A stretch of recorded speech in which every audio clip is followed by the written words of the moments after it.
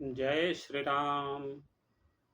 दोस्तों नमस्कार, मैं लाल बाबू और आप देख रहे हैं मेरा यूट्यूब चैनल लाल बाबू भक्ति ज्ञान। दोस्तों आज रामचरितमानस पाठ करने से पहले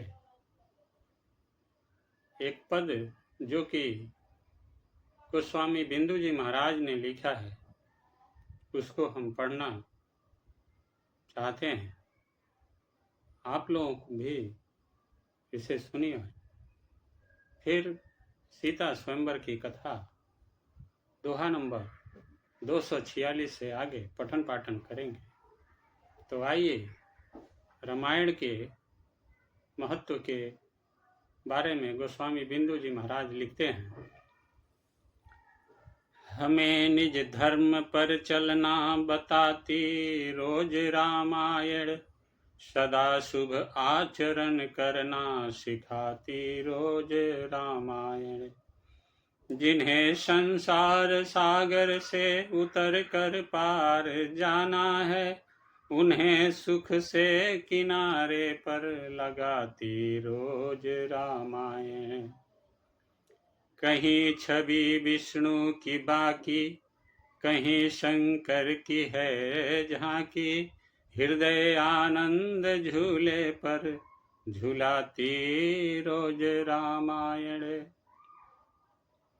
सरल कविता की कुंजों में बना मंदिर है हिंदी का, जहाँ प्रभु प्रेम का दर्शन कराती रोज रामायण। कभी वेदों के सागर में, कभी गीता की गंगा में, कभी वेदों के सागर में, कभी गीता की गंगा में, सभी रस बिंदु में मन को डुबाती रोज रामायण। सभी रस बिंदु में मन को डुबाती रोज रामायण। बोलिए सियावर रामचंद्र की जय। दोस्तों आइए पठन पाठन करते हैं रामचरितमानस के दोहा नंबर 246।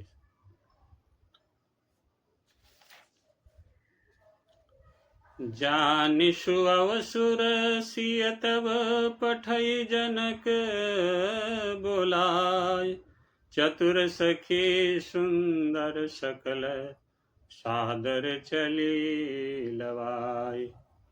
तब सुअवसर जानकर जानकी जी ने सीता जी को बुला भेजा। सब चतुर और सुंदर सखिया आदर पूर्वक उन्हें लिवा चली। सिय शोभा नहीं जाई बखानी, जगदम्बिका रूप गुण खानी। उपमा सकल मोहि लघु लागी, प्राकृत नारे अंग अनुरागी। रूप और गुणों की खान जगत जननी जानकी जी की शोभा का वर्णन नहीं हो सकता। उनके लिए मुझे काव्य की सब उपमाएं तुच्छ लगती हैं, क्योंकि वे लौकिक स्त्रियों के अंगों से अनुराग रखने वाली हैं, अर्थात वे जगत की स्त्रियों के अंगों को दी जाती हैं। काव्य की उपमाएं सब त्रिगुणात्मक माइक जगत से ली गई हैं। उन्हें भगवान की स्वरूपा शक्ति श्री जानकी जी के अप्राकृत चिन्मय अंगों के लिए प्रयुक्त करना, उनका अपमान करना और अपने को उपहासास्पद बनाना है। श्रिय बरनीय तेई उपमा देई, कु कवि कहाई अजसु को लेई। जो पट तरिय तिय समसिया, जगयसी जुबती कहाँ कमनिया। सीता जी के वर्णन में उन्हीं उपमाओं को देकर कौन कुकवि कहलाए और अपजस का भागी बने, अर्थात सीता जी के लिए उन उपमाओं का प्रयोग करना सुकवि के पद से च्युत होना है और अपकृति मोल लेना है। कोई भी सुकवि ऐसी नादानी एवं अनुचित कार्य नहीं करेगा। यदि किसी स्त्री के साथ सीता जी की तुलना की जाए तो जगत में ऐसी सुंदर ज्योति है ही कहाँ जिसकी उपमा उन्हें दी जाए। गिरा मुखर तन अरग भवानी, रति अति दुखित अतुन पति जानी। विष बारुनि बंधु प्रिय जेहि, कहिय रमा सम किमि वैदेही। पृथ्वी की स्त्रियों की तो बात ही क्या, देवताओं की स्त्रियों को भी यदि देखा जाए तो हमारी अपेक्षा कहीं अधिक दिव्य और सुंदर है। तो उनमें सरस्वती तो बहुत बोलने वाली है, पार्वती अर्धांगिनी है, अर्थात अर्धनारी नटेश्वर के रूप में उनका आधा ही अंग स्त्री का है, शेष आधा अंग पुरुष शिव जी का है। कामदेव की स्त्री रति पति को बिना शरीर का अनंग जानकर बहुत दुखी रहती है, और जिनके विष और मध्य जैसे समुद्र से उत्पन्न होने के नाते प्रिय भाई है, उन लक्ष्मी के समान तो जानकी जी को कहा ही कैसे जाए।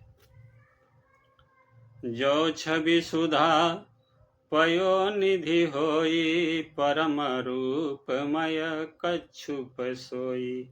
शोभा रजु मंदरु सिंगारु, मथई पानी पंकज निज मारु। जिन लक्ष्मी जी की बात ऊपर कही गई है वे निकली थी खारे समुद्र से, जिसको मथने के लिए भगवान ने अति कर्कश पीठ वाले कच्छप का रूप धारण किया। रस्सी बनाई गई महान विषधर वासुकी नाग की। मथानी का कार्य किया अतिशय कठोर मंदराचल पर्वत ने, और उसे मथा सारे देवताओं और दैत्यों ने मिलकर। जिन लक्ष्मी को अतिशय शोभा की खान और अनुपम सुंदरी कहते हैं, उनको प्रकट करने में हेतु बने ये सब असुंदर एवं स्वाभाविक ही कठोर उपकरण, ऐसे उपकरणों से प्रकट हुई लक्ष्मी श्री जानकी जी की समता को कैसे पा सकती है। हाँ, इसके विपरीत यदि छवि रूपी अमृत का समुद्र हो, परम रूप में कच्छप हो, शोभा रूप रस्सी हो, श्रृंगार रस पर्वत हो, और उस छवि के समुद्र को स्वयं कामदेव अपने ही कर कमल से मथे, यही विधि उपजय लक्ष्य जब सुंदरता सुख मूल। तदपि संकोच समेत कभी कहीं सीय समतुल। इस प्रकार का संयोग होने से जब सुंदरता और सुख की मूल लक्ष्मी उत्पन्न हो, तो भी कवि लोग उसे बहुत संकोच के साथ सीता जी के समान कहेंगे। जिस सुंदरता के समुद्र को कामदेव मथेगा, वह सुंदरता भी प्राकृत लौकिक सुंदरता ही होगी, क्योंकि कामदेव स्वयं भी त्रिगुणमयी प्रकृति का ही विकार है। अतः उस सुंदरता को मथकर प्रकट की हुई लक्ष्मी भी उपर्युक्त लक्ष्मी की अपेक्षा कहीं अधिक सुंदर और दिव्य होने पर भी होगी प्राकृत ही। अतः उसके साथ भी जानकी जी की तुलना करना कवि के लिए बड़े संकोच की बात होगी।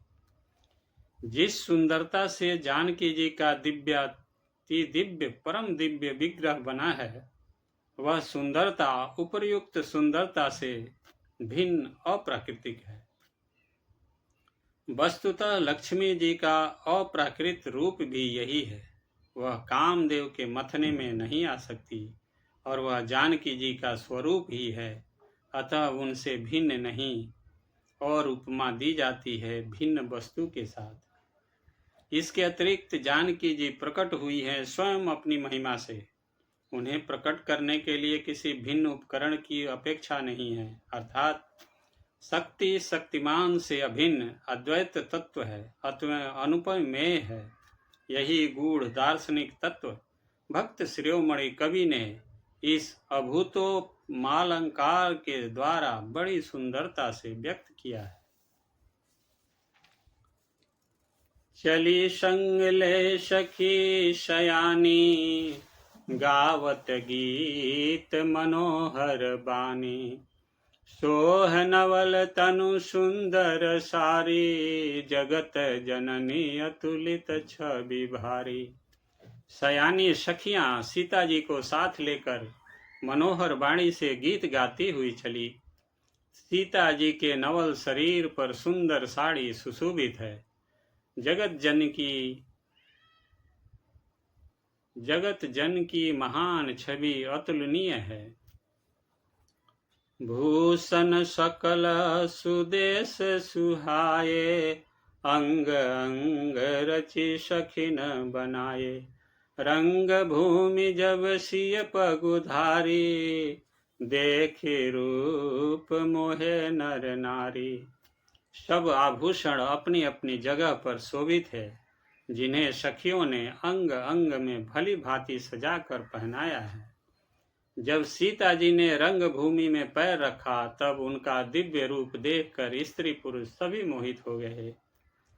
हरसी सुरन दुंदुभि बजाई, बरसी प्रसून अप्सरा गाई। पानी सरोज सोह जयमाला, अवचट चितये सकल भुवाला। देवताओं ने हर्षित होकर नगाड़े बजाए और पुष्प बरसाकर अप्सराएं गाने लगी। सीता जी के कर कमलों में जयमाल सुशोभित है। सब राजा चकित होकर अचानक उनकी ओर देखने लगे। सिय चकित चित राम ही चाहा, भये मोह बस सब नर नाहा। मुनि समीप देखे दो भाई, लगे लल की लोचन निधि पाए। सीता जी चकित चित्त से श्री राम जी को देखने लगी। तब सब राजा लोग मोह के बस हो गए। सीता जी ने मुनि के पास बैठे हुए दोनों भाइयों को देखा तो उनके नेत्र अपना खजाना पाकर ललचाकर वहीं श्री राम जी में जा लगे, स्थिर हो गए। गुरुजन लाज समाज बड़, देखि सिय सकुचान। लागी बिलोकन सखिन, तन रघुबीर ही उरयान। परंतु गुरुजनों की लाज से तथा बहुत बड़े समाज को देखकर सीता जी सकुचा गई। वे श्री रामचंद्र जी को हृदय में लाकर सखियों की ओर देखने लगी। राम रूप अरु सिय छवि देखे, नर नारीन परिहरि निमेखे। सोचहि सकल कहत सकुचाही, विधि सन विनय करहि मन माही। श्री रामचंद्र जी का रूप और सीता जी की छवि देखकर स्त्री पुरुषों ने पलक मारना छोड़ दिया। सब एकटक उन्हीं को देखने लगे। सभी अपने मन में सोचते हैं पर कहते सकुचाते हैं। मन ही मन वे विधाता से विनय करते हैं। हरु विधि बेग जनक जड़ताई, मति हमारी असी देहि सुहाई। बिनु विचार पनु तजी नर नाहु, सिय राम कर करई विवाहु। हे विधाता, जानकी की मूढ़ता को शीघ्र ही हर लीजिए। हे विधाता, जनक की मूढ़ता को शीघ्र हर लीजिए और हमारी ही ऐसी सुंदर बुद्धि उन्हें दीजिए कि जिससे बिना ही विचार किए राजा अपना प्राण छोड़कर सीता जी का विवाह राम जी से कर दे। जगु भलु कहि भाव सब काहू, हठ कीन्हे अंतहु उरदाहु। एही लालसा मगन सब लोगु, बरु सावरो जान की जोगु। संसार उन्हें भला कहेगा, क्योंकि यह बात सभी किसी को अच्छी लगती है। हट करने से अंत में भी हृदय जलेगा। सब लोग इसी लालसा में मग्न हो रहे हैं कि जानकी जी के योग्य वर तो यह सांवला ही है। तब बंदी जन जनक बुलाए, बिरदावली कहत चली आए। कहन रिपुजाए कहूँ पन मोरा, चले भाट ही हर सुन थोरा। तब राजा जनक ने बंदी जनों भाटों को बुलाया। ये बिरुदावली वंश की कीर्ति गाते हुए चले आए। राजा ने कहा, जाकर मेरा प्राण सबसे कहो। भाट चले, उनके हृदय में कम आनंद था। बोले बंदी बचन बर, सुनहु सकल महिपाल। पन विदेह कर कहीं हम, भुजा उठाए विशाल। भाटों ने श्रेष्ठ वचन कहा, हे पृथ्वी की पालना करने वाले सब राजागण सुनिए। हम अपनी भुजा उठाकर जनक जी का विशाल प्रण कहते हैं। नृप भुज बलु विधु शिव धनु राहु, गरुड़ कठोर विदित सब काहू। रावनु बानु महाभट भारे, देखी सरासन गवही सिधारे। राजाओं की भुजाओं का बल चंद्रमा है, शिव जी का धनुष राहु है। वह भारी है, कठोर है, यह सबको विदित है। बड़े भारी योद्धा रावण और बाणासुर भी इस धनुष को देखकर गौ से चुपके से चलते बने। उसे उठाना तो दूर रहा, छूने तक की हिम्मत न हुई। सोई पुरारी कोदंडु कठोरा, राज समाज आजु जोई तोरा। त्रिभुवन जय समेत वैदेही, बिनहि विचार बरई हठिते ही। उसी शिव जी के कठोर धनुष को आज इस राज्य समाज में जो भी तोड़ेगा, तीनों लोकों की विजय के साथ ही उसको जानकी जी बिना किसी विचार के हठ पूर्वक वरण करेगी। सुनिपन सकल भूप अभिलाषे, भट मानी अतिशय मन माखे। परिकर बांधी उड़े अकुलाई, चले इष्ट देवन सिर नाई। प्रण सुनकर सब राजा ललचा उठे। जो वीरता के अभिमानी थे वे मन में बहुत ही तमतमाए, कमर कसकर अकुलाकर उठे और अपने इष्ट देवों को सिर नवाकर चले। तमकी ताकी तकी शिव धनु धरही, उठई न कोटि भांति बलु करही। जिनके कछु विचार मन माही, चाप समीप महिप न जाही। वे तमक कर बड़े ताव से शिव जी के धनुष की ओर देखते हैं और फिर निगाह जमाकर उसे पकड़ते हैं। करोड़ों भांति से जोर लगाते हैं, पर वह उठता ही नहीं। जिन राजाओं के मन में कुछ विवेक है वे धनुष के पास ही नहीं जाते। तमकी धरहि धनु मूढ़ नृप, उठई न चलहि लजाय। मनहु पाई भट बाहुबलु, अधिक अधिक गरुआय। वे मूर्ख राजा तमक कर किटकिटा कर धनुष को पकड़ते हैं, परंतु जब नहीं उठता तो लजा कर चले जाते हैं। मानो वीरों की भुजाओं का बल पाकर वह धनुष अधिक अधिक भारी होता जाता है। भूप सहस दस एक ही बारा, लगे उठावन टरई नटारा। डगई न शंभु सरासनु कैसे, कामी बचन सती मनु जैसे। तब 10,000 राजा एक ही बार धनुष को उठाने लगे तो भी वह उनके टाले नहीं टलता। शिव जी का वह धनुष कैसे नहीं दिखता था, जैसे कामी पुरुष के वचनों से सती का मन कभी चलायमान नहीं होता। सब नृप भये जोग उपहासी, जैसे बीनु विराग सन्यासी। कीरत विजय वीरता भारी, चले चाप कर बरबस हारी। सब राजा उपहास के योग्य हो गए, जैसे वैराग्य के बिना सन्यासी उपहास के योग्य हो जाता है। कीर्ति, विजय, बड़ी वीरता, इन सब को वे धनुष के हाथों बरबस हार कर चले गए।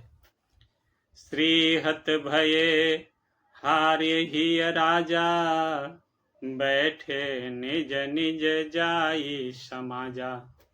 नृपन बिलो के जनकु अकुलाने, बोले बचन रोष जनुसाने। राजा लोग हृदय से हार कर स्त्रीहीन हतप्रभ हो गए और अपने अपने समाज में जा बैठे।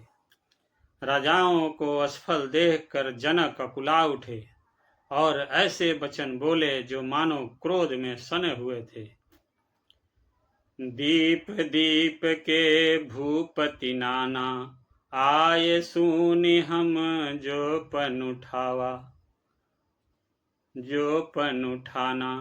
देव दनुज धरि मनुज शरीरा, विपुल वीर आये रणधीरा। मैंने जो प्रण ठाना था उसे सुनकर दीप द्वीप के अनेकों राजा आए। देवता और दैत्य भी मनुष्य का शरीर धारण करके आए तथा और भी बहुत से रणधीर वीर आए। कुंवरी मनोहर विजय बड़ी, कीरते अति कमनीय। पावनिहार बिरंच जनु, रचउन धनु दमनीय। परंतु धनुष को तोड़कर मनोहर कन्या, बड़ी विजय और अत्यंत सुंदर कीर्ति को पाने वाला मानो ब्रह्मा ने किसी को रचा ही नहीं। कहूँ काहि यहु लाभु न भावा, काहू न शंकर चाप चढ़ावा। रहूँ चढ़ाऊब तोरब भाई, तिलु भरी भूमि न सके छोड़ाई। कहिए यह लाभ किसको अच्छा नहीं लगता, परंतु किसी ने भी शंकर जी का धनुष नहीं चढ़ाया। अरे भाई, चढ़ाना और तोड़ना तो दूर रहा, कोई तिल भर भी भूमि भी छुड़ा न सका। अब जनि को भाखे भट मानी, वीर विहीन मही में जानी। तजहु आस निज निज गृह जाहु, लिखा न विधि वैदेही विवाहु। अब कोई वीरता का अभिमानी नाराज न हो। मैंने जान लिया पृथ्वी वीरों से खाली हो गई। अब आशा छोड़कर अपने अपने घर जाओ। ब्रह्मा ने सीता का विवाह लिखा ही नहीं। सुकृतु जाय जो पनु परिहरहूँ, कुंवरी कुंवारी रहूँ रहूँ का करहूँ। जो जन तेउ बिन भट भूवि भाई, तो पनु करी हो तेउ न हसाई। यदि प्रण छोड़ता हूँ तो पुण्य जाता है, इसलिए क्या करूँ, कन्या कुंवारी ही रहे। यदि मैं जानता कि पृथ्वी वीरों से शून्य है तो प्रण करके उपहास का पात्र न बनता। जनक बचन सुनि सब नर नारी, देखी जान की भये दुखारी। माघे लखन कुटिल भौवी, रदपट फरकत नयन रिसौहे। जनक के वचन सुनकर सभी स्त्री पुरुष जानकी जी की ओर देखकर दुखी हुए, परंतु लक्ष्मण जी तमतमा उठे। उनकी भौवें टेढ़ी हो गई, होठ फड़कने लगे और नेत्र क्रोध से लाल हो गए। कही न सकत रघुवीर डर, लगे बचन जनुबान। नाई राम पद कमल सिरु, बोले गिरा प्रमाण। श्री रघुवीर जी के डर से कुछ कह तो सकते नहीं, पर जनक के वचन उन्हें बाण से लगे। जब न रह सके तब श्री रामचंद्र जी के चरण कमलों में सिर नवाकर वे यथार्थ वचन बोले। रघुवंशी निमहु जह को होई, तेहि समाज यस कहीं न कोई। कही जनक जसी अनुचित बानी, विद्यमान रघुकुल मन जानी। रघुवंशियों में कोई भी जहाँ होता है, उस समाज में ऐसे वचन कोई नहीं कहता, जैसे अनुचित वचन रघुकुल शिरोमणि श्री राम जी को उपस्थित जानते हुए भी जनक जी ने कहे हैं। सुनहु भानुकूल पंकज भानु, कहूँ सुभाउ न कछु अभिमानु। जो तुम्हारे अनुशासन पाऊं, कंदुक युव ब्रह्मांड उठाऊं। हे सूर्य कुल रूपी कमल के सूर्य, सुनिए, मैं स्वभाव ही से कहता हूँ, कुछ अभिमान करके नहीं। यदि आपकी आज्ञा पाऊं तो मैं ब्रह्मांड को गेंद की तरह उठा लूं। कांचे घट जिमी डारो फोरे, शकऊ मेरु मूलक जिमि तोरु। तब प्रताप महिमा भगवाना, को बापुरो पिनाक पुराना। और उसे कच्चे घड़े की तरह फोड़ डालूं। मैं सुमेरु पर्वत को मूली की तरह तोड़ सकता हूँ। हे भगवान, आपके प्रताप की महिमा से यह बेचारा पुराना धनुष तो कौन चीज है। नाथ जानियस आवसु होऊ, कौतुक करऊ बिलोकिय सोऊ। कमल नाल जिमि चाप चढ़ावा, जो जन सत प्रमाण ले धावो। ऐसा जानकर हे नाथ, आज्ञा हो तो कुछ खेल करूं। उसे भी देखिए, धनुष को कमल की डंडी की तरह चढ़ाकर उसे 100 योजन तक दौड़ा लिए चला जाऊं।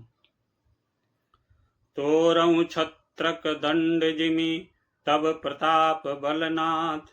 जौन करऊं प्रभु पद सफत, कर न धरऊं धनु भात। हे नाथ, आपके प्रताप के बल से धनुष को कुकुरमुत्ते बरसाती छत्ते की तरह तोड़ दूं। यदि ऐसा न करो तो प्रभु के चरणों की शपथ है, फिर मैं धनुष की तरकस को कभी हाथ भी न लगाऊं। लखन शकोप बचन जे बोले, डगमगानी मही दिग्गज डोले। सकल लोग सप भूप डराने, सियहि हर सुजनक सकुचाने। ज्यों ही लक्ष्मण जी क्रोध में से भरे वचन बोले कि पृथ्वी डगमगा उठी और दिशाओं के हाथी कांप उठे। सभी लोग और सब राजा डर गए। सीता जी के हृदय में हर्ष हुआ और जनक जी सकुचा गए। गुर रघुपति सब मुनि मन माही, मुदित भये पुनि पुनि पुलकाहि। शयन ही रघुपति लखन नेवारे, प्रेम समेत निकट बैठारे। गुरु विश्वामित्र जी श्री रघुनाथ जी और सब मुनि मन में प्रसन्न हुए और बार बार पुलकित होने लगे। श्री रामचंद्र जी ने इशारे से लक्ष्मण को मना किया और प्रेम सहित अपने पास बैठा लिया। विश्वामित्र समय शुभ जानी, बोले अति स्नेहमय बानी। उठहु राम भंजहु भव चापा, मेटहु तात जनक परितापा। विश्वामित्र जी शुभ समय जानकर अत्यंत प्रेम भरी वाणी बोले, हे राम उठो, शिव जी का धनुष तोड़ो और हे तात जनक का संताप मिटाओ। सुनि गुरु वचन चरण सिरुनावा, हरसु विषाद न कछु उरयावा। ठाढ़ भये उठी सहज सुभाए, ठवनी जुबा मृग राजु लजाए। गुरु के वचन सुनकर श्री राम जी ने चरणों में सिर नवाया उनके मन में न हर्ष हुआ न विषाद, और वे अपनी एड़ी खड़े होने की शान से जवान सिंह को भी लजाते हुए सहज स्वभाव से ही उठ खड़े हुए। उदित उदयगिरि मंच पर रघुवर बाल पतंग, बिकसे संत सरोज सब हर्षे लोचन भृंग। मंच रूपी उदयाचल पर रघुनाथ जी रूपी बाल सूर्य के उदय होते ही सब संत रूपी कमल खिल उठे और नेत्र रूपी भौरे हर्षित हो गए। नृपन के रियासा निशिनासी, बचन नखत अवलीन प्रकाशी। मानि महीप कुमुद सकुचाने, कपटि भूप उलूक लुकाने। रजाओं की आशा रूपी रात्रि नष्ट हो गई, उनके वचन रूपी तारों के समूह का चमकना बंद हो गया, वे मौन हो गए। अभिमानी राजा रूपी कुमुद संकुचित हो गए और कपटी राजा रूपी उल्लू छिप गए। भये विशोक कोक मुनि देवा, बरिसहि सुमन जना वही सेवा। गुरुपदि बंदी सहित अनुरागा, राम मुनि नशन आय सुमांगा। मुनि और देवता रूपी चकवे शोक रहित हो गए, वे फूल बरसाकर अपनी सेवा प्रकट कर रहे हैं। प्रेम सहित गुरु के चरणों की वंदना करके श्री रामचंद्र जी ने मुनियों से आज्ञा मांगी। सहज ही चले सकल जग स्वामी, मत मंजुबर कुंजर गामी। चलत राम सब पुर नर नारी, पुलक पूरी तन भये सुखारी। समस्त जगत के स्वामी श्री राम जी सुंदर मतवाले श्रेष्ठ हाथी की सी चाल से स्वाभाविक ही चले।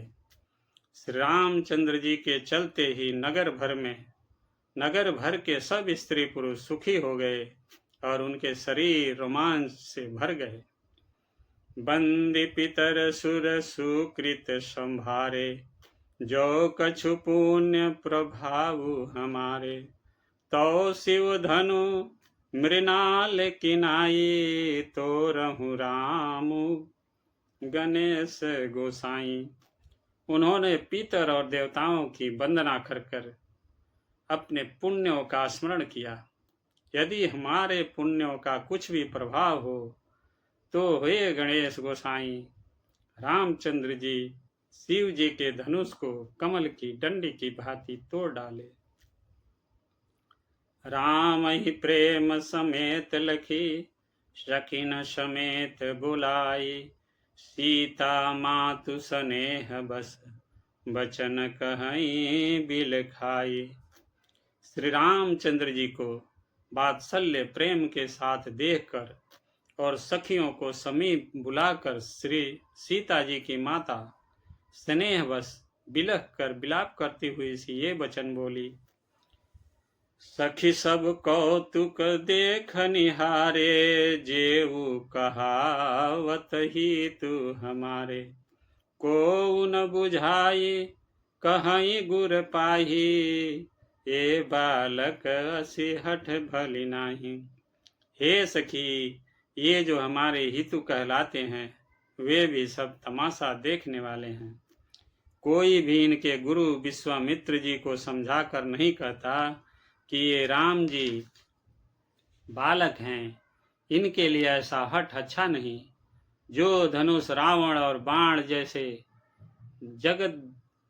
जगद्विजयी वीरों के हिलाए न हिल सका, उससे तोड़ने के लिए मुनि विश्वामित्र जी का राम जी को आज्ञा देना और राम जी का उसे तोड़ने के लिए चल देना रानी को हठ जान पड़ा। इसलिए वे कहने लगी कि गुरु विश्वामित्र जी को कोई समझाता भी नहीं। रावण बाण छुआ नहीं चापा, हारे सकल भूपि कर दापा।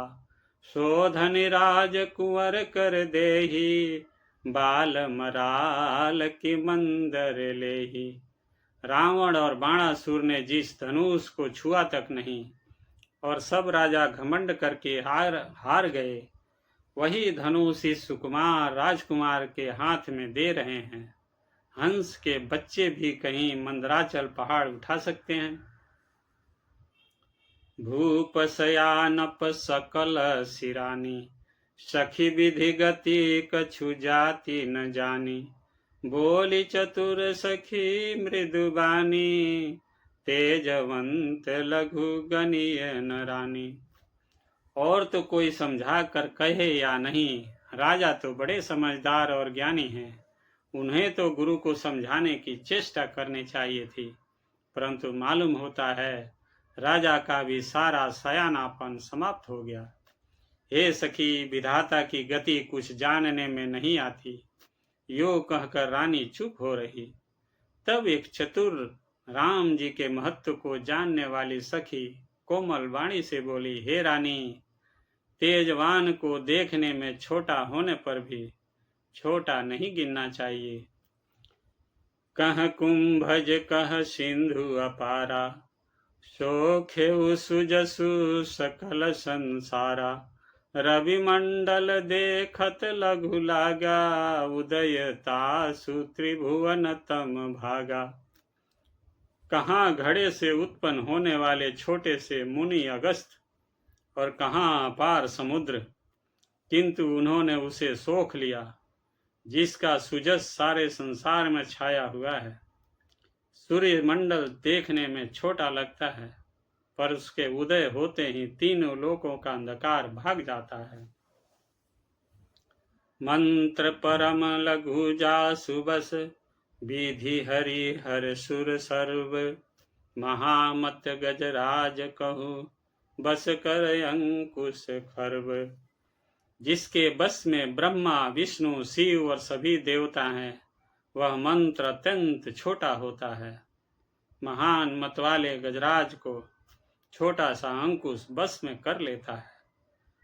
काम कुसुम धनु सायक लीन है, सकल भुवन बस, सकल भुवन अपने बस कीन है। देवी तजिय संसवस जानी, भंजब धनुष राम सुनु रानी। कामदेव ने फूलों का ही धनुष बाण लेकर समस्त लोगों को अपने बस में कर रखा है। हे देवी, ऐसा जानकर संदेह त्याग दीजिए। हे रानी, सुनिए, रामचंद्र जी धनुष को अवश्य ही तोड़ेंगे। सखी बचन सुनी भय परती थी, मिटा विषाद बढ़ी अति प्रीति। तब राम ही बिलो की भय देही, सभय हृदय बिनवती जेहि तेहि। सखी के वचन सुनकर रानी को श्री राम जी के सामर्थ्य के संबंध में विश्वास हो गया। उनकी उदासी मिट गई और श्री राम जी के प्रति उनका प्रेम अत्यंत बढ़ गया। उस समय श्री राम जी को देखकर सीता जी भयभीत हृदय से जिस तिस देवता से विनती कर रही है, मन ही मन मनाब अकुलानी, होहु प्रसन्न महेश भवानी। करहु सफल आपनि सेवकाई, करिहित हरहु चाप गुरु आई। वे व्याकुल होकर मन ही मन मना रही है, हे महेश भवानी, मुझ पर प्रसन्न होइए। मैंने आपकी जो सेवा की है उसे सुफल कीजिए और मुझ पर स्नेह करके धनुष के भारीपन को हर लीजिए।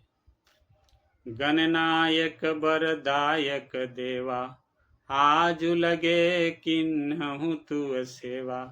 बार बार बिनती सुनि मोरी, करहु चाप गुरुताय अति थोरी। हे गणों के नायक, वर देने वाले देवता गणेश जी, मैंने आज ही के लिए तुम्हारी सेवा की थी। बार बार मेरी विनती सुनकर धनुष का भारीपन बहुत ही कम कर दीजिए। देखी देखी रघुवीर तन, सूर मनाव धरि धीर, भरे बिलोचन प्रेम जल, पुलकावली शरीर। श्री रघुनाथ जी की ओर देख देख कर सीता जी धीरज धर कर देवताओं को मना रही हैं। उनके नेत्रों में प्रेम के आंसू भरे हैं और शरीर में रोमांच हो रहा है। नीके निरख नयन भरी शोभा, पितुपनु सुमिर बहुरी मनु क्षोभा। अह तात दारुनि हठ ठानी, समुझत नहीं कछु लाभो न हानि। अच्छी तरह नेत्र भरकर श्री राम जी की शोभा देखकर फिर पिता के प्रण का स्मरण करके सीता जी का मन क्षुब्ध हो उठा। वे मन ही मन कहने लगी, अहो पिताजी ने बड़ा ही कठिन हठ ठाना है, वे लाभ हानि कुछ भी नहीं समझ रहे हैं। सचिव सभय सिख देई न कोई, बूध समाज बड़ अनुचित होई। कह धनुकुल सहु चाही कठोरा, कह श्यामल मृदुगात किशोरा। मंत्री डर रहे हैं इसलिए कोई उन्हें सीख भी नहीं देता। पंडितों की सभा में यह बड़ा अनुचित हो रहा है। कहाँ तो वज्र से भी बढ़कर कठोर धनुष और कहाँ ये कोमल शरीर किशोर श्याम सुंदर। विधि के ही भांति धरहुर धीरा, शिरस सुमन कन बेधिय हीरा। सकल सभा कै मति भय भोरी, अब मोहि शंभु चाप गति थोरी। हे विधाता, मैं हृदय में किस तरह धीरज धरूं? शिरस के फूल के कण से कहीं हीरा छेदा जाता है। सारी सभा की बुद्धि भोली बावली हो गई है। अतः हे शिव जी के धनुष, अब तो मुझे तुम्हारा ही आसरा है। निज जड़ता लोगन पर डारी, होई हरु रघुपति ही निहारी। अति परिताप सीय मन माही, लवनि में सजुग सय सम जाही। तुम अपनी जड़ता लोगों पर डालकर श्री रघुनाथ जी के सुकुमार शरीर को देखकर उतने ही हल्के हो जाओ। इस प्रकार सीता जी के मन में बड़ा ही संताप हो रहा है। निमेष का एक लौ अंश भी 100 युगों के समान बीत रहा है। प्रभु ही चितई पुनि चितव मही, राजत लोचन लोल। खेलत मन सी जमीन जुगे, जनु विधु मंडल डोल। बोलिए सियावर रामचंद्र की जय। दोस्तों, आज की कथा यहीं समाप्त हो रही है। आगे की कथा श्री रामचंद्र जी धनुष को तोड़ेंगे, यह अगले वीडियो में पठन पाठन करेंगे। तब तक के लिए आप खुश रहिए, स्वस्थ रहिए और आनंदित रहिए। दोस्तों, आपसे नम्र निवेदन है कि इस चैनल को आप सब्सक्राइब कर लीजिए, शेयर कीजिए और लाइक कर दीजिएगा। आप सभी का बहुत बहुत धन्यवाद। जय श्री राम।